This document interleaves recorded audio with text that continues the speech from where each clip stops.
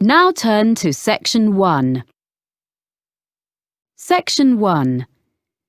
You will hear a woman talking to a man about joining a drama club. First, you have some time to look at questions 1 to 6.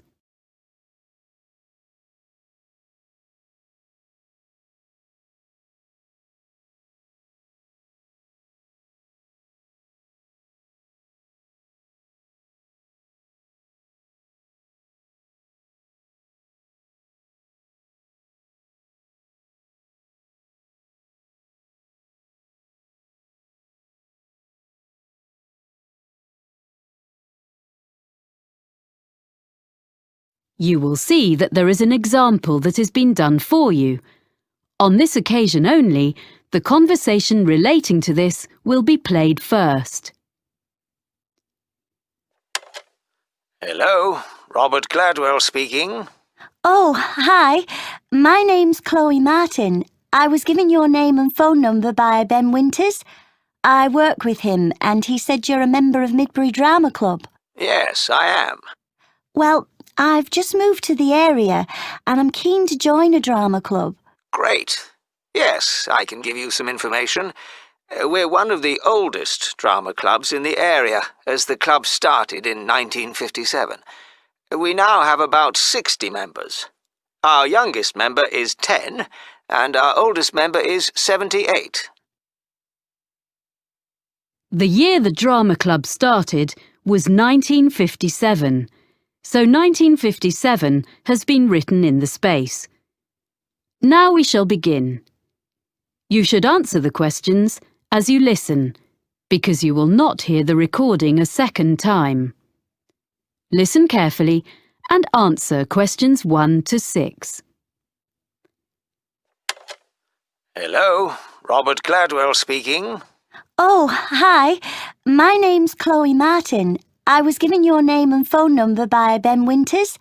I work with him and he said you're a member of Midbury Drama Club. Yes, I am. Well, I've just moved to the area and I'm keen to join a drama club. Great. Yes, I can give you some information. We're one of the oldest drama clubs in the area, as the club started in 1957. We now have about 60 members. Our youngest member is 10, and our oldest member is 78. Oh, I think I saw a picture in the newspaper the other day of some of your members being presented with a prize. Yes, the youth section did very well in a competition and won £100, which will help with their next production. Anyway, tell me a bit more about yourself. Well, I've done a bit of acting. I was in a couple of musicals when I was at university and a historical play more recently. We mainly do comedy plays. We get good audiences for that kind of thing. We haven't attempted a musical yet, but we might do one soon. Oh, when do you usually meet? On Tuesdays. Presumably I'll need to do an audition. Yes, there were a few auditions last Tuesday, and we'll be doing more at our next meeting, which is in 2 weeks' time. That's on Tuesday the 12th of March. There'll be another opportunity 2 weeks after that, which will be on the 26th of March. Oh, well, I can come to your next meeting, and if I don't get an acting part in a play, I'd be happy to help with something else. I've designed publicity before. Great. We're very short of people who can do that, so that would be really good.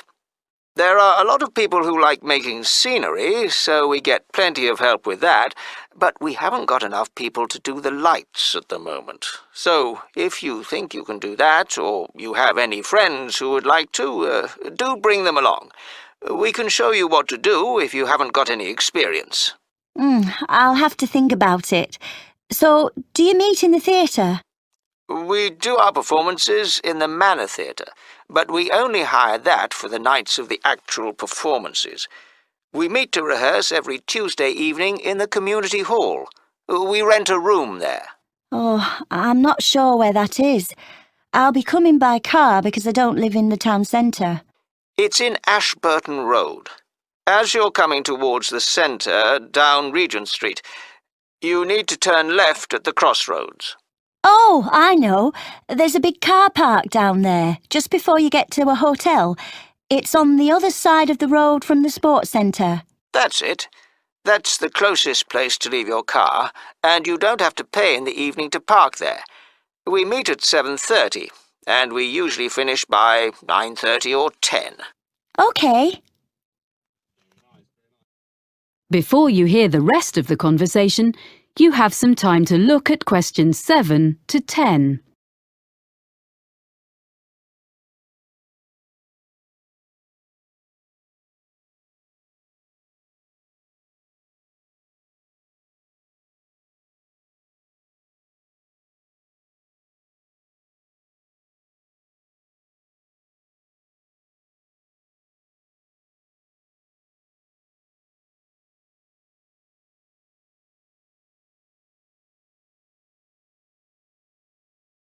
Now listen and answer questions 7 to 10. I haven't mentioned that we have to make a charge. Everyone pays a subscription of £180 to be a member for a year.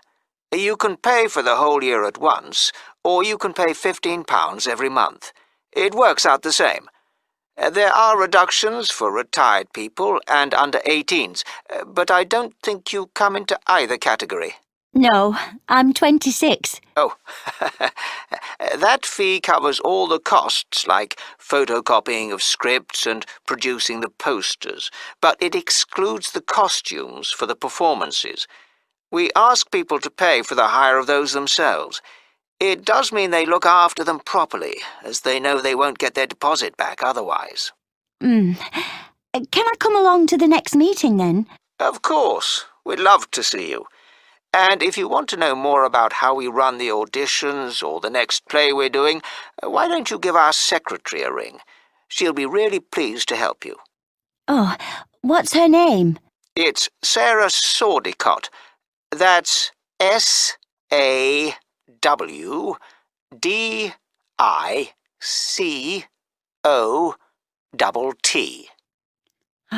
Got that. And her phone number? I've only got a mobile number for her. Just a minute. Let me find it. Yes, it's 07955 240063. Great. Thanks for your help.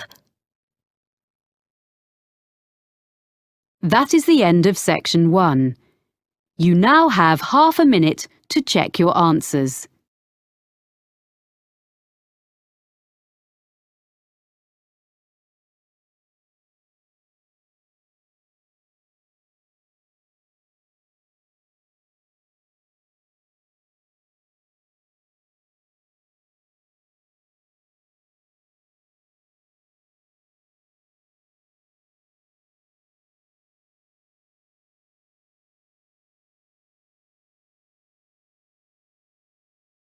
Now turn to section 2. Section 2. You will hear a radio programme in which a presenter called Jasmine tells her colleague Fergus about a charity. First, you have some time to look at questions 11 to 15.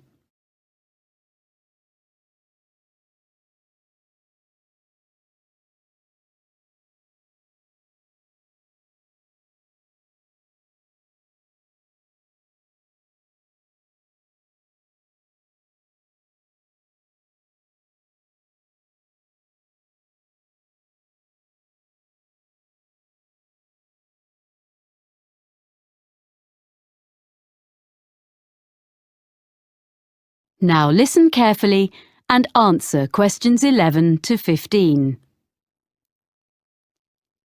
And now here's Jasmine, who's come to tell us about this week's charity.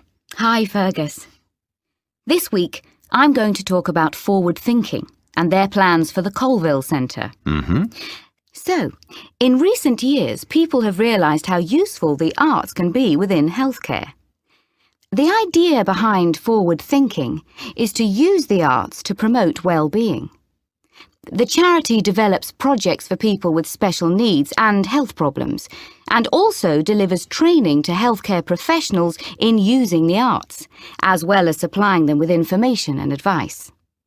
Forward Thinking doesn't just run art and craft classes to distract people who are ill, or recovering from illness, but arranges longer-term projects and courses, as it's been shown that the arts can bring all sorts of positive changes in patients, including benefits such as shortening the length of stay in hospital and reducing the amounts of medicine they need. I see. Forward Thinking has experience of working with a broad range of people, from young adults with learning difficulties to older people in homes or daycare centres and people with physical disabilities. The organisation's been around since 1986, and it gradually expanded during the 1990s. Then, in the new millennium, it was decided to find a memorable name. So it's been operating as Forward Thinking for several years, in fact since 2005. It's quite a locally based charity, mainly for people in the southern part of this region, which includes all rural and urban communities outside the city of Clifton, which has its own organisation. There are, of course, some similar charities in other parts of the country, in London and so on. And what's the present fundraising in aid of? Yeah, well, the charity needs funding in order to buy the Colville Centre. This is a former village school, which was built in 1868. It was modernised and refurbished by the present owners last year, so it's ideal for art classes and for small social events, performances, seminars and so on. Forward Thinking is fundraising to purchase the building so they can use it to continue running classes and so on for the general public, and eventually also for some of the people they help. Before you hear the rest of the talk, you have some time to look at questions 16 to 20.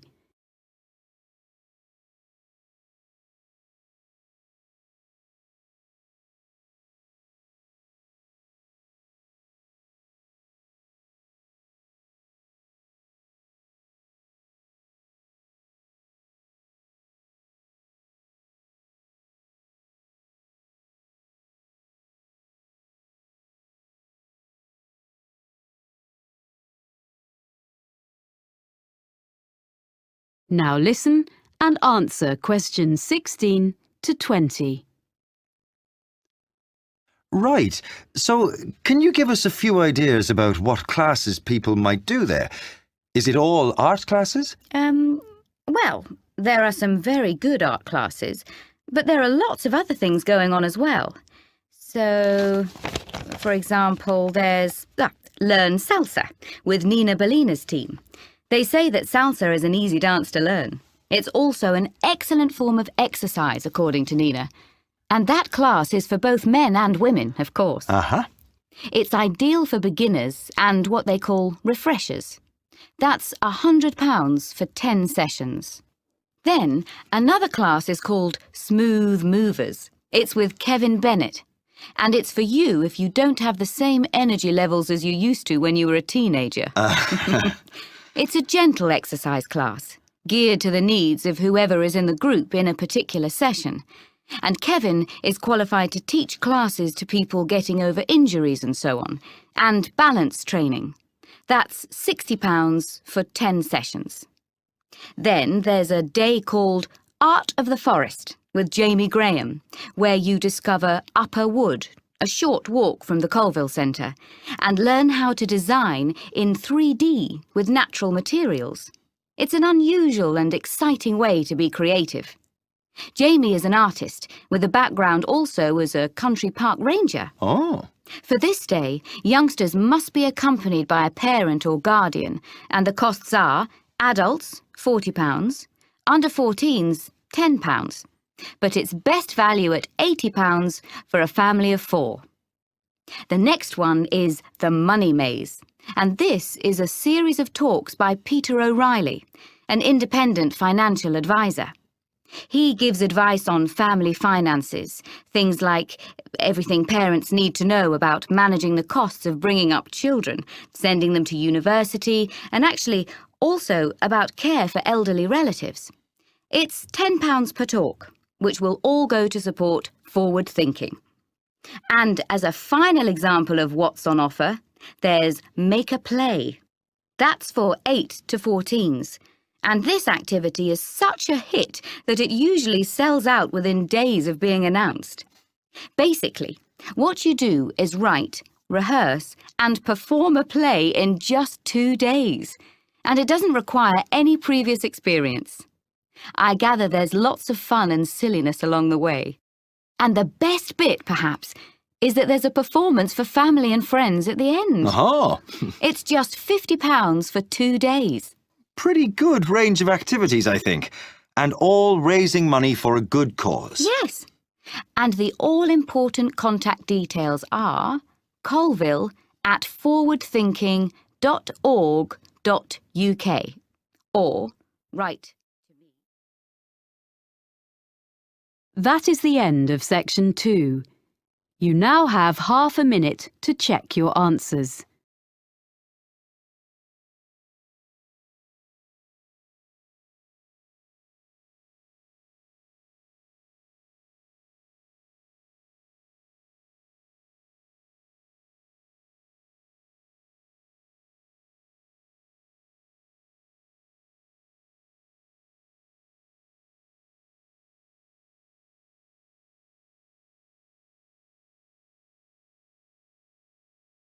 Now turn to section 3. Section 3. You will hear 2 students talking to their tutor about a geography trip. First, you have some time to look at questions 21 to 26.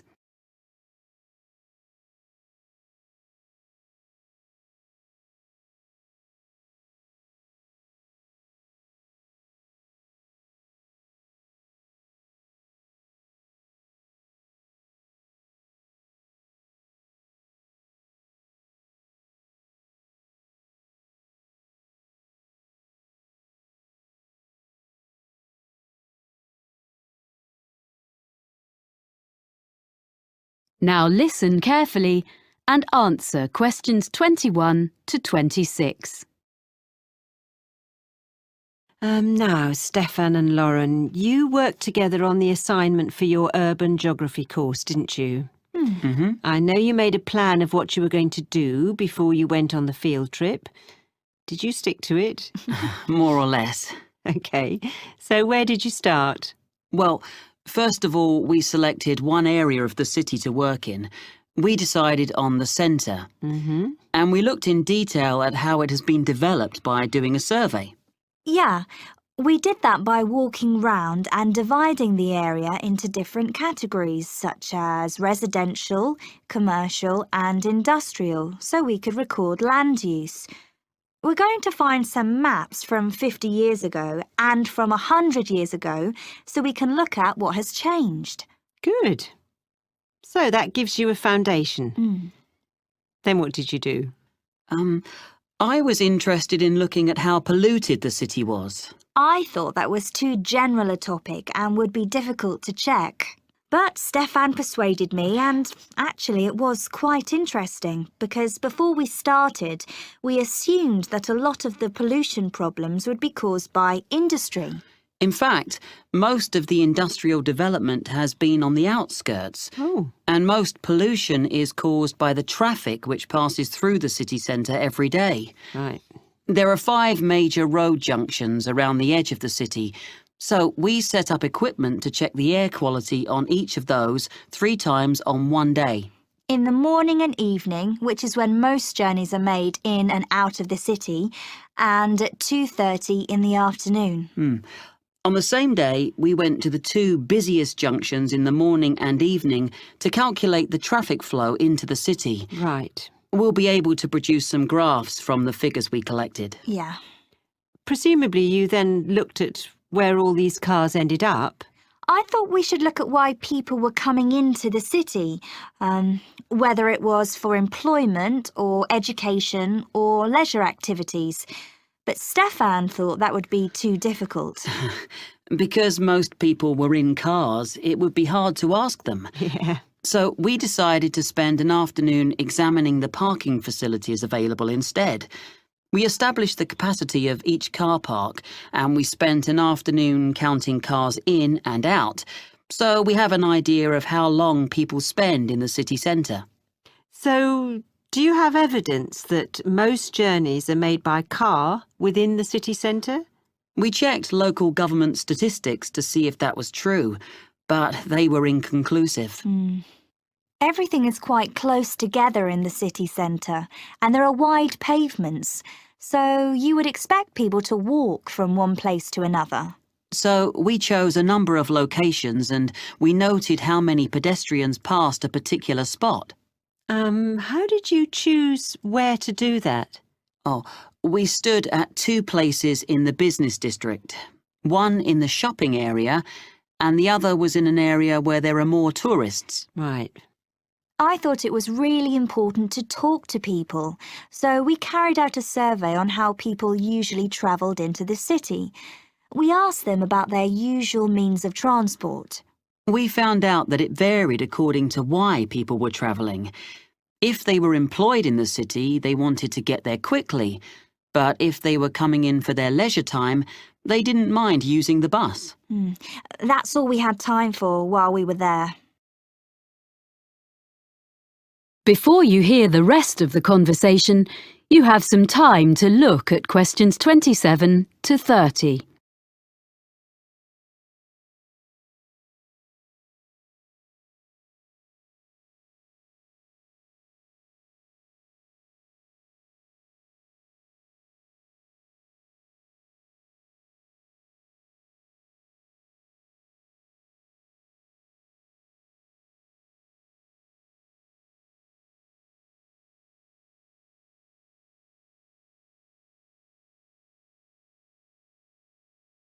Now listen and answer questions 27 to 30.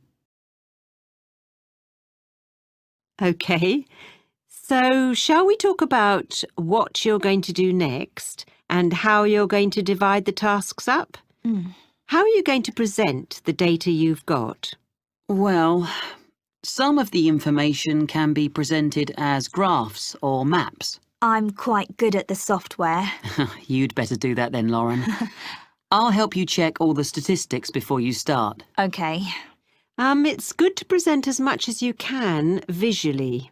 Is there anything else you can use as visuals? We've got a lot of photographs which we can go through. We both took them, so some will be duplicated. It's going to take ages to go through them all. Maybe one of us should just choose some. Well, it's better if you collaborate. That way you'll end up with the best of what you've got. That's fine. We'll do that. And when the graphs and maps are done, you'll need to write a report, an analysis of the data. Will you do that together? I think that should be my responsibility if we're going to share the work out evenly. I can use some of Lauren's notes as well as my own. OK. And finally, you'll be presenting your project to the rest of the group in a couple of weeks' time. We thought it'd be better for Stefan to do that, as he's got more experience at that kind of thing. I would prefer to have input from both of you, as I have to do an assessment. We'll take turns then.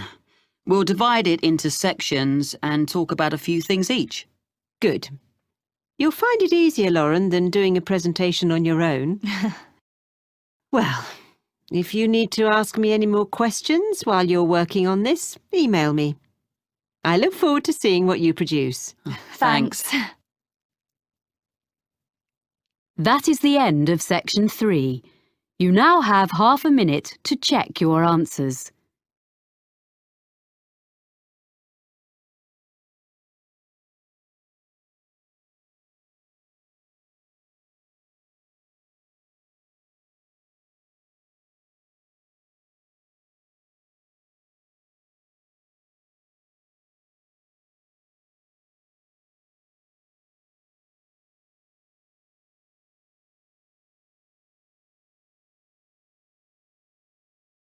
Now turn to Section 4. Section 4. You will hear a lecturer giving the beginning of a talk on the history of British pottery.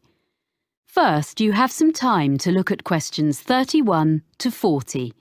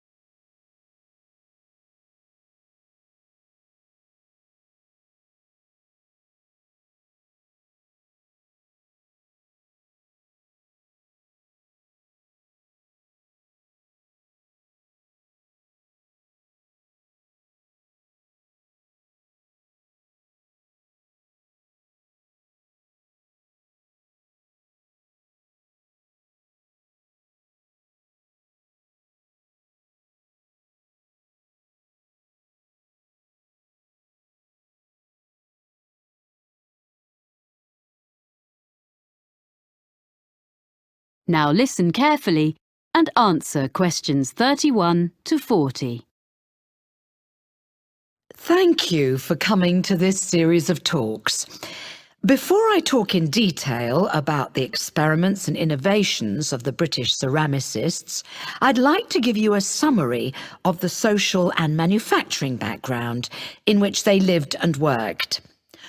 So, we're talking about England, or more specifically, the region known as the Midlands. And we need to go back mainly to the 18th century and briefly even earlier to put it in a global context. Now, at that period, the majority of the population, whatever their station in life, as you might say, were dependent for their living, in one way or another, not on the geographical location of where they lived, but on the physical characteristics of the actual land they lived on. This is true whether we're talking about the aristocracy, the owners of great estates who incidentally had no snobbery about the concept of making money from all the reserves of coal or timber or stone on their rolling acres, or the farmers making a fat living from the rich soils. And besides these groups, and the less affluent ones, the deposits of iron ore and lead, the limestone and flint, and the brown and yellow clays also sustained the numerous industries in the area. It's important to recognise that it was already an industrial region and had been so for centuries. There were many Midland trades, some of them indigenous, some of them not. For example, there were immigrants from France who came as early as the late 16th century, and they were producers of glass. A century later, there is plenty of evidence that the variety of trades was enormous. There was brewing in Burton-on-Trent, silk weaving and ribbon making near Coventry, framework knitting around Nottingham. And of course, in Cheshire, men dug the salt, as we still do nowadays even, which in that era was sent downriver to the estuary of the Mersey. Now, among these well-established trades, one of the oldest of the local crafts was pottery. As you will probably be aware, ceramics has always been a mix of science, design and skill. And a good potter is, in a sense, an experimental chemist, trying out new mixes and glazes and needing to be alert to the impact of changes of temperature on different types of clay. For 200 years, up to the time we are concerned with, potters had been making butter pots and pitchers and patterned plates, using the clay which was plentiful in the area where they lived, in a handful of North Staffordshire villages dotted along the low hills.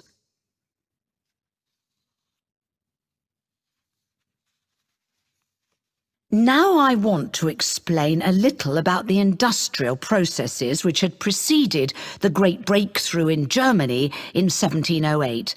That's when the formula for porcelain was discovered, a secret that had been held in China for 1,000 years. In the Midlands, in England as elsewhere, there had basically been two kinds of pottery. The first is still known as earthenware. Now, this was a bit rough and ready, but it was deservedly popular for several reasons. To start with, it was relatively cheap, so it could be used by most households. This was because it could be made from local clay without any complicated processing or added materials. From the potter's point of view, there was another reason for its cheapness. This was that it could be fired in simple ovens or kilns, and at relatively low temperatures, so he didn't have to spend so much money on fuel to achieve the necessary heat. On the other hand, after one firing in the kiln, the problem with earthenware was that it remained porous, so had limited usefulness. So for most purposes, it had to go back in the kiln for a second firing before it became waterproof. And another thing was that it was extremely breakable. I mean, before it had even been sold. I suppose the potter wouldn't have minded so much if people just had to keep coming back for more every time they broke a jug or whatever. But it was very inconvenient because it meant there was a lot of wastage in the course of the manufacturing process. Anyway, for all these reasons, if people could afford it, and that would be all but the very poor, they would buy stoneware, a much tougher product. Now, for this, the potter used a slightly more expensive raw material, which was made by combining clay and flint, and this mixture was fired at a far higher heat, with the result that the ingredients vitrified. That is to say, in effect, the whole thing became glassy. And because of this, it was non-porous, and naturally this was regarded as a great advance.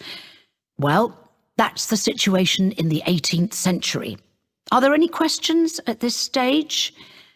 OK, so now we can go on to look at the age of innovation. That is the end of section 4. You now have half a minute to check your answers.